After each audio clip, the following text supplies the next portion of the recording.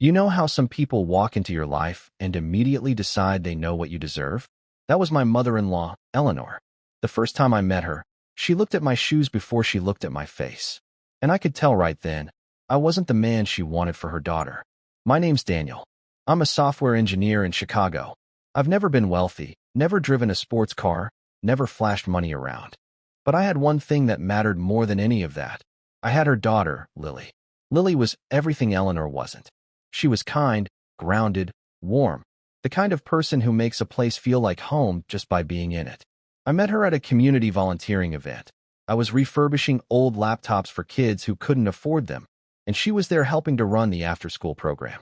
She laughed at something I said, really laughed, the kind that fills a room, and from that moment, I knew. But Eleanor didn't see that. She saw me as an investment risk. The first dinner I ever had with her felt like an interrogation with appetizers. She asked where I worked. I told her. She asked what car I drove. I told her, a 10-year-old Honda Civic. She smiled politely and said, practical. But there was this pause, this lingering silence, that carried more judgment than words ever could. Later that night, as Lily and I walked out to the car, I heard Eleanor whisper to her husband, "He's not exactly the lifestyle you were raised for." That sentence, the lifestyle you were raised in, stuck with me for years. Lily didn't care. She never did. She was one of those rare people who understood that money didn't define security, love did. Still, Eleanor made sure I never forgot where she thought I stood. When I proposed to Lily, Eleanor's reaction wasn't tears of joy. It was a smirk. She looked me dead in the eyes and said, "Well, I suppose someone has to take care of her if she insists on being ordinary." I wanted to be angry, but Lily squeezed my hand and whispered, "Don't give her what she wants." That became our quiet mantra for the next 40 years. The wedding day, it's supposed to be the happiest day of your life. For us, it was, but it came with a twist only Eleanor could have thought up. She made a bet. Standing there in her immaculate pale blue suit, pearls around her neck like a warning sign, she turned to Lily's maid of honor and said, loud enough for everyone to hear, "I'll bet $10 I don't cry today. Not one tear." When I heard about it, I laughed. I thought it was just her way of hiding emotion behind sarcasm. But when she came over to congratulate us after the ceremony, I could see her eyes glistening. She'd cried. Lily, playful as ever, smiled and said, "Looks like we won, Mom. Pay up." Eleanor reached into her clutch, pulled out 2 crumpled $5 bills, and dropped them on the reception floor. Her voice was cold and sharp as glass. "There you go. Put that toward your inevitable divorce." The entire room fell silent. You could hear the band stop mid-note. Lily's father looked like he wanted to sink through the floor.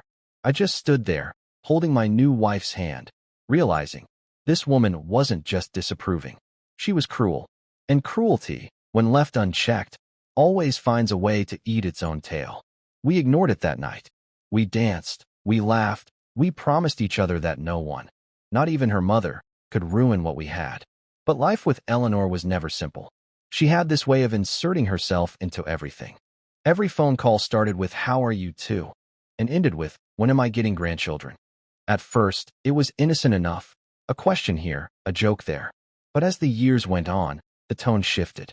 "Lily, you're not getting any younger. Daniel, maybe if you earned a little more, you could afford to raise a family. I'd love to have grandkids before I'm too old to remember their names." Every holiday dinner became a performance. Every gathering was a stage for Eleanor to play the victim of her own daughter's independence. And Lily, bless her heart, would just smile, sip her wine, and say, "We'll see, Mom." But behind that calm, I could feel the tension building. We wanted peace, but Eleanor thrived on chaos. She dropped little comments about how the other siblings were doing so well. Her oldest son, David, had 2 kids and a house in the suburbs. Her youngest, Claire, had just bought a vacation home with her husband. And then she'd look at us, smile that perfect condescending smile, and say, "Don't worry, you'll catch up someday." One Christmas, she even wrapped up a tiny baby onesie as a joke gift.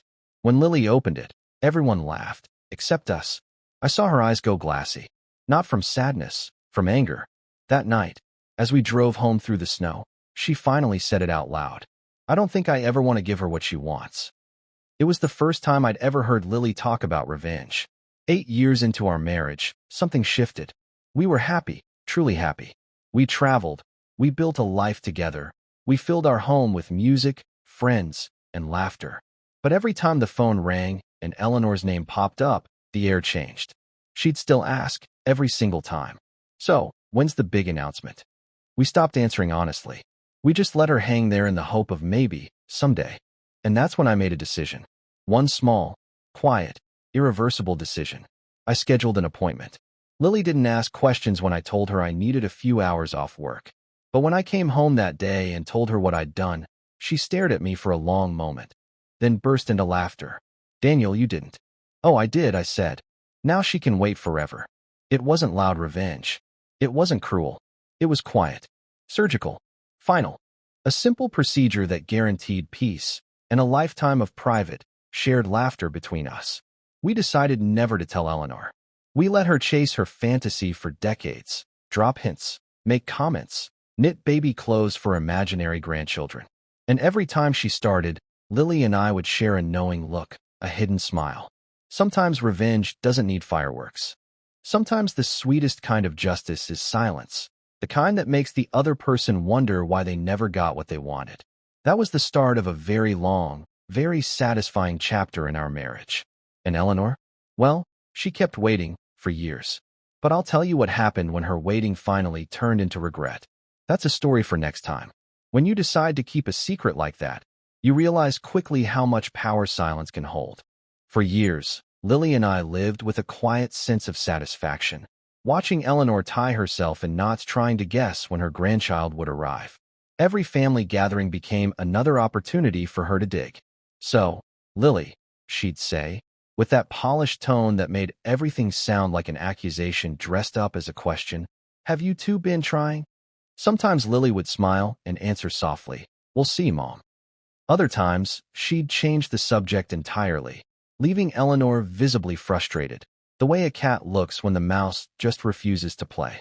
It wasn't just talk. Eleanor was committed to the fantasy. She started buying baby clothes on sale, just in case. She'd call us after visiting her friends, going on about how their grandchildren called them Nana, and how she couldn't wait to hear that name herself. One time, she even mailed us a catalog for nursery furniture. Every time something arrived, Lily and I would sit at the kitchen table, open the box, and start laughing until we couldn't breathe. It became our private ritual, our inside joke. We didn't laugh out of cruelty. We laughed because, for the first time, Eleanor couldn't control the narrative. She didn't know it, but she was stuck in her own trap, waiting for something that would never come. And that waiting, that endless, gnawing anticipation, it aged her more than time ever could. Years passed. Our friends started having children. Eleanor would make comments during family dinners. It's so wonderful to see the next generation coming up. Some people are just late bloomers, I suppose. Her words carried that same sharp sweetness she'd perfected over a lifetime. The kind that sounds polite to everyone else, but cuts like glass to the ones it's meant for. Lily handled it with grace. She'd smile, take another sip of wine, and say, we're happy, just as we are. Every time she said it, I felt that old warmth in my chest, pride, respect, love. Because in a world full of people trying to please others, she stood her ground. By our 15th anniversary, Eleanor was starting to lose patience. She'd bring it up in every phone call. She even started questioning if we were having trouble, suggesting doctors, diet changes, retreats, anything that could fix what wasn't broken. We played along. Maybe next year. I'd tell her, my tone steady, non-committal. Her voice would light up, just for a second, then fall flat again as if she didn't quite believe it. But the truth was, I didn't need her to believe. I just needed her to keep wondering. One Thanksgiving, the whole family gathered at David's house. His 2 kids were running around, their laughter echoing through the halls. The smell of roasted turkey filled the air. Eleanor was in her element, surrounded by the life she thought she'd designed, the perfect, traditional family. When it came time for dinner, she raised her glass for a toast. To family, she said, smiling at her sons, their wives, their kids. Then her eyes shifted to us. And to Daniel and Lily. May they soon know the joy of parenthood. The table went quiet. I looked at Lily. She looked at me. She leaned forward with that gentle, confident smile I'd fallen in love with and said, oh, we already know joy, Mom. Every single day. The table erupted in polite laughter, but Eleanor's smile froze in place. She hated that she couldn't get a reaction out of us anymore. That night, as we drove home through the cold November air, Lily turned to me and said, "You know what the best part is?" "What's that?" I asked. "She's torturing herself with hope." We laughed the rest of the way home. As the years went by, our life was simple, full, and ours. We traveled. We worked. We filled our time with experiences that mattered to us. Every photo we posted online, every vacation, every anniversary dinner, every lazy Sunday morning, Eleanor would comment, "Still no grandkids, huh?" We never replied. We didn't need to. Sometimes revenge doesn't come from grand gestures. It comes from patience, letting someone exhaust themselves trying to control something they never could. One summer, around our 25th anniversary, Eleanor invited us to her lake house for a family weekend. We almost didn't go, but Lily said it would be good for closure. So we went. Eleanor had aged, though she'd never admit it. Her once perfectly styled hair was thinner, her posture a little hunched. But her voice, that same sharp tone, hadn't changed a bit. She hugged us both, holding on to Lily a little longer than usual, as if she could squeeze a confession out of her. At dinner, surrounded by her children and grandchildren, she made another toast. "Here's to family," she said again, her eyes sweeping over the table. "And here's to Daniel and Lily. Maybe next year, we'll be celebrating some new additions." Everyone chuckled politely, but when her eyes met mine, I saw something different. It wasn't judgment this time. It was desperation. She'd built her identity around being a grandmother, around the idea of continuing her legacy through her children. And we'd quietly denied her that power, not out of spite, but out of self-preservation. That night, as Lily and I walked along the dock behind the lake house, we could hear laughter from inside, the muffled sounds of a family she had always used as a weapon against us. Lily slipped her hand into mine and said, "You know, I think this might be the best decision we've ever made." I nodded. "The peace or the procedure?" She laughed. "Both." We stood there for a while, watching the reflection of the moon dance across the water, both of us knowing the unspoken truth, that our revenge wasn't about winning. It was about freedom. Eleanor never found peace in her obsession. And every time she brought it up, every time she sighed and said, "I guess I'll never be a grandmother from you too," we'd just smile and let silence do the talking. Because sometimes silence says everything. The funny thing about time is how it reveals everything we try to hide. For years, Eleanor's world revolved around appearances, her carefully curated image, her perfect dinners, her perfect children, her spotless home. But time doesn't care how perfect you pretend to be. It moves forward, taking every illusion with it. By the time Lily and I reached our 30th wedding anniversary, Eleanor's voice had softened, though not by choice.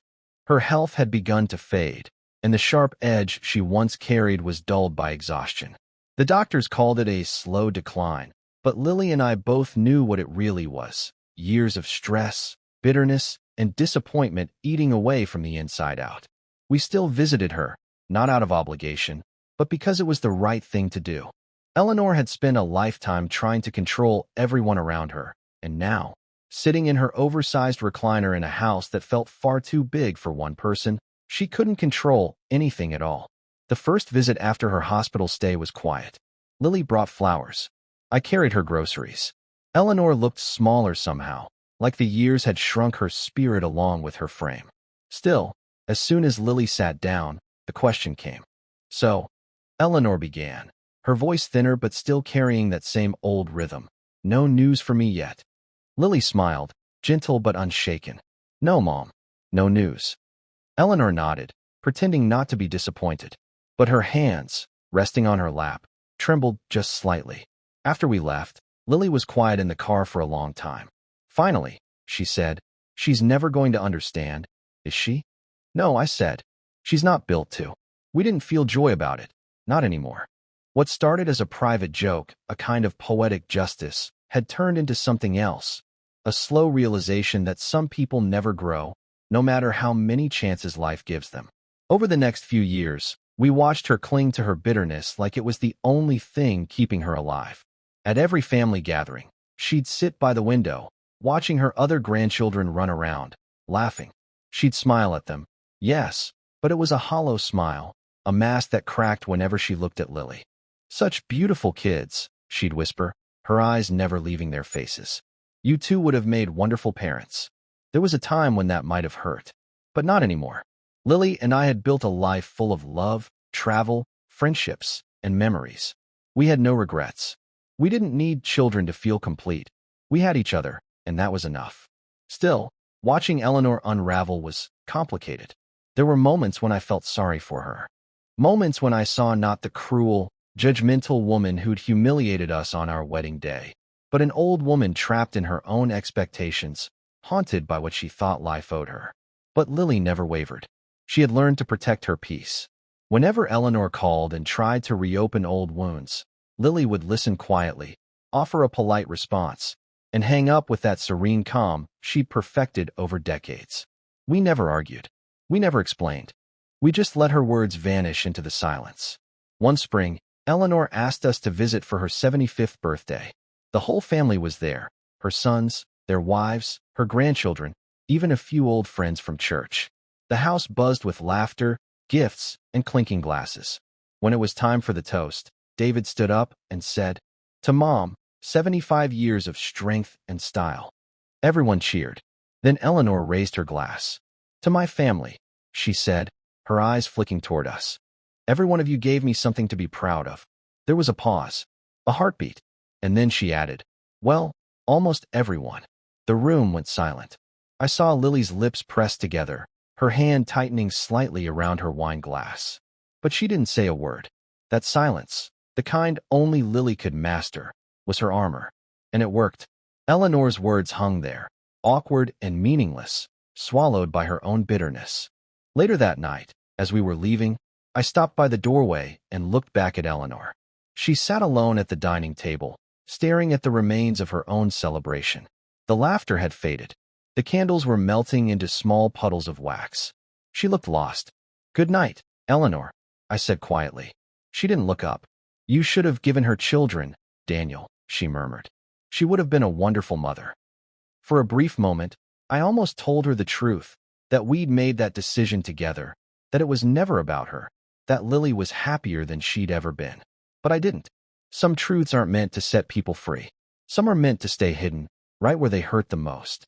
As we drove away, Lily looked out the window, the glow of the streetlights passing over her face like soft waves. "She'll never understand that happiness doesn't have to look like hers," she said. And she was right. For Eleanor, love was a checklist: house, husband, kids, grandkids, legacy. For us, it was freedom, the ability to choose our own version of peace. The next few years passed quietly. Eleanor's health continued to fade. Her calls came less often, and when they did, she spoke softly, as if afraid her voice might break. Sometimes she'd ask about our travels. Sometimes she'd tell us about the grandkids' school events. But once in a while, she'd still circle back to the one thing she couldn't let go of. "I suppose it's too late for you two now," she said once, almost wistfully. Lily smiled at me across the kitchen table as I held the phone between us. "Yeah, Mom," she said. "It's too late." After that call, Lily leaned back in her chair and let out a quiet laugh. "Can you imagine," she said, 40 years of waiting for something that was never coming?" We laughed together then, not in mockery, but in awe of how far we'd come. Our revenge had never been loud or cruel. It was patient, consistent, and completely our own. By the time Eleanor passed, the bitterness in her voice had faded entirely. In her final months, she spoke to Lily more gently than she ever had. There was a peace in her tone, or maybe just surrender. When we attended her funeral, surrounded by family and friends, I realized something strange. All those years of fighting her expectations hadn't hardened us, they'd freed us. We didn't owe her an apology. We didn't owe her an explanation. We'd lived exactly the life we wanted. And as we stood there, hand in hand, watching the sunlight break through the clouds above the cemetery, Lily whispered, "We won, didn't we?" I smiled. We did. Because sometimes, revenge isn't about watching someone fall apart.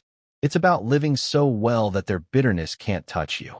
It's about quiet victories, shared laughter, and the kind of love that doesn't need anyone's approval to be complete. When someone like Eleanor leaves the world, you expect the silence to feel heavy, maybe even sad. But when Lily and I drove home after the funeral, what we felt wasn't sadness. It was stillness. It was like a storm that had raged quietly in the background of our lives for decades had finally, mercifully passed. For years, we'd lived with that constant hum of judgment, the second-guessing, the unspoken comparisons to everyone else's children. And suddenly, it was gone. No more strained dinners. No more phone calls loaded with questions disguised as concern. No more pretending we didn't hear the subtle sighs when we spoke about our travels instead of our non-existent children. Just quiet. Beautiful, sacred quiet. We got home late that evening. The house was dark, the city outside hushed under a soft drizzle. Lily slipped off her coat and sat by the window, staring at the streetlights reflecting in the puddles. "She's really gone," she said softly. I nodded. "It's strange," she added. "I thought I'd feel something stronger. Relief, maybe. Or regret. But I just feel done." That word, done, carried so much meaning. Done trying to prove anything. Done pretending to fit into a mold we never wanted. Done carrying the weight of someone else's expectations. We spent the next few weeks sorting through the last of Eleanor's things. Her sons handled most of it, but Lily and I helped where we could. There were boxes of old photographs, letters, and journals. Lily found one notebook tucked in the back of a drawer, Eleanor's handwriting, neat and careful. She opened it and read the first page. It wasn't a diary. It was a list. Things I wanted to see before I die. The entries were typical: travel to Italy, see the northern lights, and hold my first grandchild. There was a long pause when Lily reached that line. Her thumb rested on the page, tracing the words slowly. "She never stopped hoping," she whispered. We sat there for a while, both quiet, both thinking about how hope can be beautiful and destructive all at once. Then Lily closed the notebook and said, "Maybe that's the difference between her and us. She always wanted things that proved she mattered. We just wanted to matter to each other." That night, we took a long walk through the neighborhood. It was early spring. The air smelled of rain and new beginnings. And for the first time, it felt like our story was fully ours. No shadows, no interruptions, no ghosts whispering about what we should have done. Years went by after that. We grew older, quietly and gracefully, in the home we'd built together. The walls carried laughter instead of tension, the air filled with the smell of morning coffee and the sound of jazz playing softly in the background. Sometimes, friends would visit with their grandchildren. They'd show us photos, tell us stories about first steps and school plays. We'd listen, smile, and genuinely feel happy for them. There was no bitterness in us, just gratitude that we had chosen a different kind of joy. Lily used to say, "Everyone has their version of family. Ours just looks different." And she was right. Our family was built on peace, patience, and shared silence, the kind that speaks louder than words. We spent our later years traveling to the places we'd once only dreamed of. We stood beneath the Eiffel Tower and watched it sparkle at night. We ate fresh pasta in a quiet Italian village. We walked through museums in London, holding hands like we had on our very first date. And in every photo we took, I saw the same thing in Lily's eyes: contentment. Not the kind that comes from getting everything you want, but from wanting exactly what you have. Sometimes I'd think back to the early days, to Eleanor's words, her predictions, her bed at our wedding. That memory used to sting. Now it just made me smile. She'd said, "That can go toward your inevitable divorce." Instead, that $10 became a running joke. Lily framed one of the bills, creased, faded, still marked with a little wine stain from the reception, and hung it in her home office. Beneath it, in small handwriting, she'd written, 47 years, still collecting interest. We laughed about it every anniversary. That's what our marriage had become, a quiet collection of shared laughter and gentle defiance. Every time someone doubted us, we found another reason to prove that peace is the best kind of revenge. As we moved into our 70s, our world grew smaller but softer. We no longer chased after things or worried about what people thought. Our mornings began with slow walks through the park, and our nights ended with stories and old records playing in the background.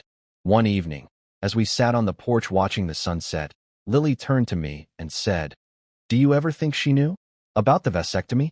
I smiled. No, but maybe, in her last years, she started to guess. Lily nodded, eyes reflecting the orange light of the sky. If she did, she never said. She wouldn't, I said. It would have meant admitting she never had control, and she'd rather believe we just weren't lucky. Lily laughed softly. Maybe that's the sweetest part. She spent her whole life waiting for luck, and we made our own. We sat there for a long time, watching the sky fade into a deep, peaceful blue.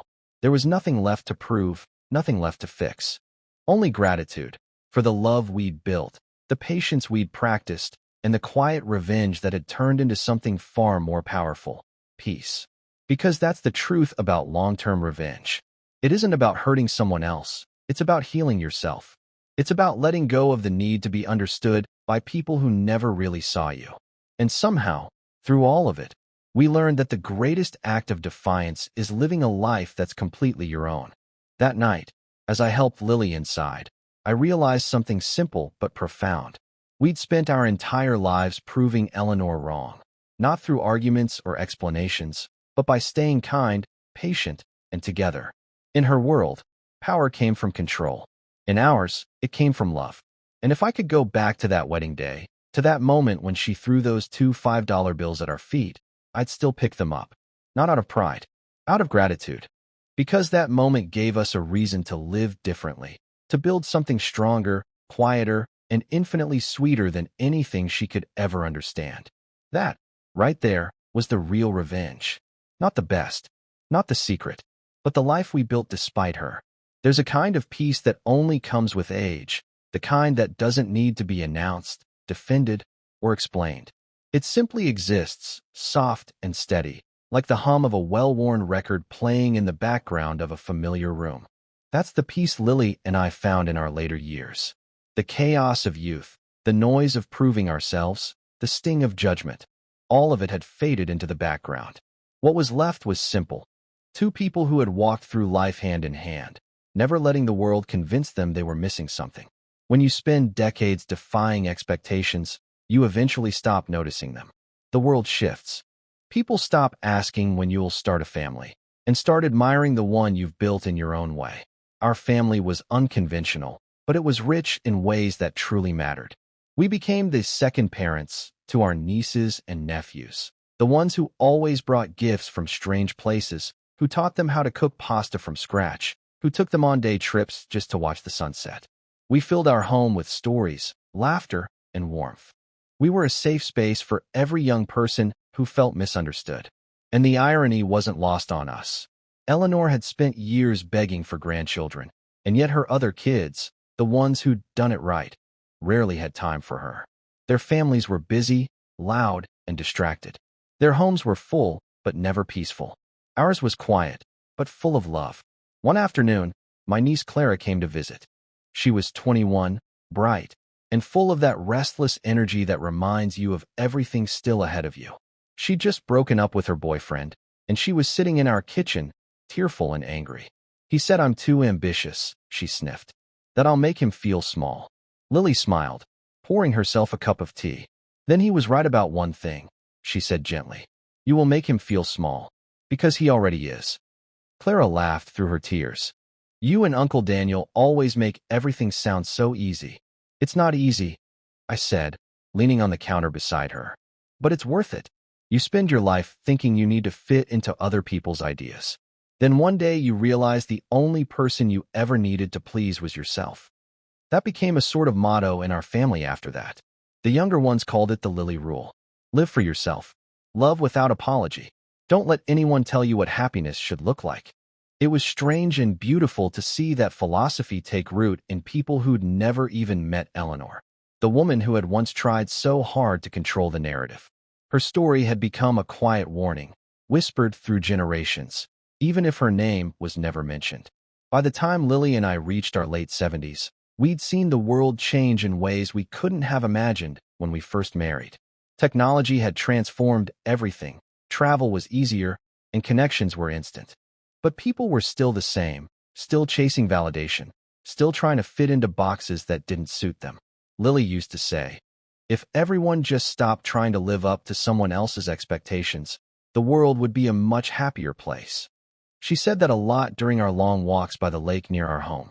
The water there was calm, like glass. Sometimes we'd bring sandwiches, sometimes a bottle of wine, and we'd just sit, watching the light dance across the surface. Those were the moments that defined us. Not the big milestones, not the dramatic gestures, just the small, quiet ones that said we made it. But time, as it always does, began to take from us in small, almost imperceptible ways. Lily's hair, once auburn and wild, turned silver and soft. Her steps grew slower, her hands more delicate. Yet her spirit, the fire in her laughter, the warmth in her smile, never faded. When she was diagnosed with heart failure, she met it with the same calm she met everything else. "I've had a good run," she said one morning, sitting by the window as sunlight spilled across the room. "I've lived exactly the way I wanted." Not many people can say that. We didn't talk much about fear. We didn't talk much about loss. We just lived, as we always had, on our terms. She spent her last years surrounded by beauty. We filled the house with plants, music, and photos from our travels. She painted again, something she hadn't done in decades. She laughed at my terrible cooking and scolded me for not labeling the leftovers. We watched old movies late into the night, quoting the lines we'd memorized years before. One evening, as we sat watching the sun dip below the horizon, Lily turned to me and said, "Do you think she'd be proud of us? Eleanor, I mean." I thought about that for a long moment before answering. "No," I said finally, "but I think she'd understand now." Lily smiled, eyes distant. "Maybe that's enough." When she passed, it was peaceful, quiet, just like her. She slipped away in her sleep, the faint sound of a record spinning in the background. I found her that morning, her hand resting on the pillow beside her, as if she'd been reaching for me one last time. People often talk about grief as something that hits like a wave, but for me, it was a tide that never stopped moving.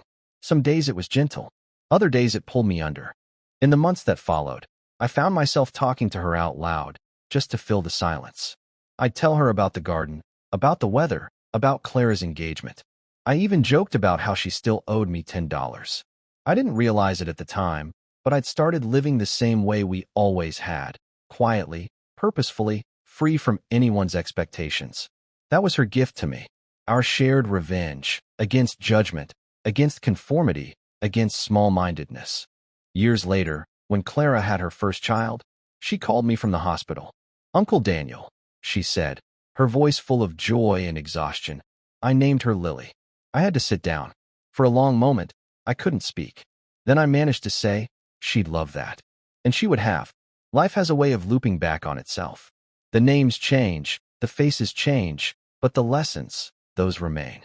Lily's legacy wasn't in children of her own. It was in the people she touched, the kindness she showed, the peace she embodied. Eleanor once believed that family meant bloodlines and branches on a tree. But Lily showed us all that family is something much more profound. It's the love you nurture, the peace you protect, and the laughter you share. I still visit her grave every spring, when the air smells of lilacs and new beginnings. I bring her favorite flowers, sit by her stone, and tell her about the world, about Clara's kids, about the books I've read, about how the lake still glows at sunset. And every time I leave, I whisper the same words. We did it our way, love. Because that's the truth. Our revenge was never loud. It never needed an audience. It was simply the life we chose, the love we protected, the peace we built.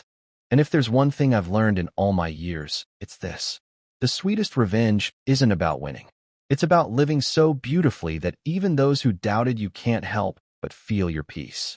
There's a moment that comes in every long life when the days slow down, not because you want them to, but because they simply do. The house grows quieter. The phone rings less often. The world moves faster around you. And yet you find yourself perfectly content to sit in the stillness. That's where I am now. It's been almost 10 years since Lily passed. The seasons have come and gone, and I've watched the garden outside our window bloom and fade countless times. And yet, every spring, the same flowers she loved, lilacs, daisies, a few stubborn tulips, push their way through the soil, determined to live again. Sometimes I like to think that's her way of saying she's still here, still watching, still smiling at the life we built. People ask me if I ever get lonely. I tell them no, not really. Because how could I be lonely when every inch of this house still carries her presence? Her laughter lives in the corners.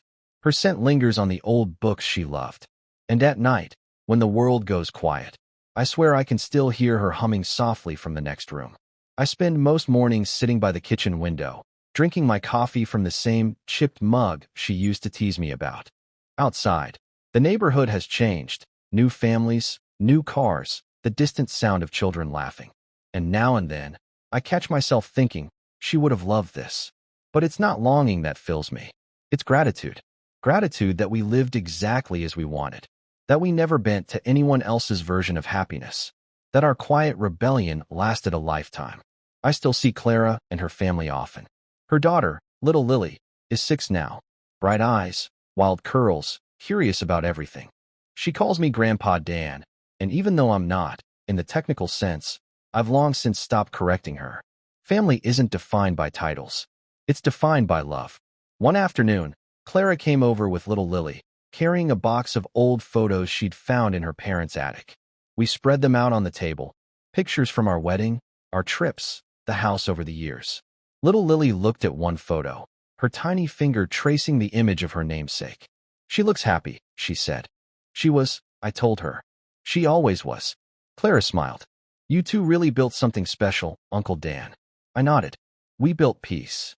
That's not something people talk about enough. Peace as an achievement. Everyone wants excitement, success, and legacy. But peace is harder to earn. It requires restraint, forgiveness, and the kind of quiet strength that doesn't need applause. When Eleanor passed all those years ago, I didn't think much about legacy. Now, I see it everywhere. It's in the way Clara raises her kids, with patience, with humor, with zero concern for anyone else's opinions. It's in the way her siblings live freely, unapologetically, guided by kindness instead of approval. And it's in the way I see young couples now, walking through the park, arguing softly about something small, and I want to tell them, don't waste your years trying to prove anything. Just love each other. That's enough. The other day, Clara's husband helped me set up a digital photo frame in the living room. It cycles through thousands of images, Lily laughing on a beach in Greece, the two of us cooking, our anniversary dinners, the faces of every friend we ever loved. Every few minutes, a new picture fades in, and it feels like she's moving through time with me. Last night, as I sat watching those images flicker, I realized something. Our story began with defiance and ended with peace. Eleanor thought she was cursing us with that $10 bet, that little moment of venom on our wedding day.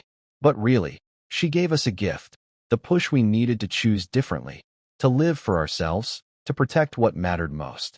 Sometimes, I still imagine that moment clearly, her standing there, smug, tossing those two $5 bills onto the floor.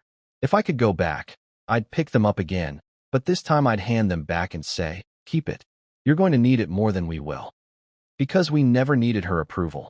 We had something better, each other, and a love that didn't need to prove itself.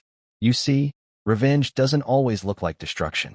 Sometimes, it looks like two people walking through life unshaken by bitterness. Sometimes, it's laughter over coffee, quiet mornings, and decades of small choices that lead to peace. That's the kind of revenge that lasts forever. Now, as I sit here in this old chair by the window, watching the world drift by, I realize that time has given me one final gift, perspective. We spend our lives trying to make sense of everything. Why people hurt us, why we fight, why we lose. But in the end, it all comes down to something simple. The people who try to control others lose control of themselves. The people who seek peace find it. And the people who choose love above all else, they win, quietly, completely.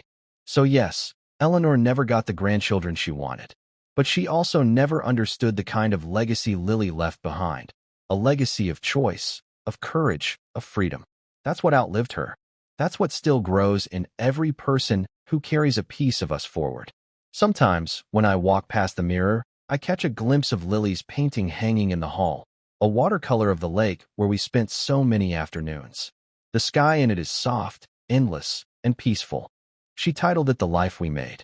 I think that says it all. So, if you're listening to this and you've ever felt pressured to live someone else's version of happiness, I hope our story reminds you of this. You don't owe anyone your peace. You don't owe anyone your joy.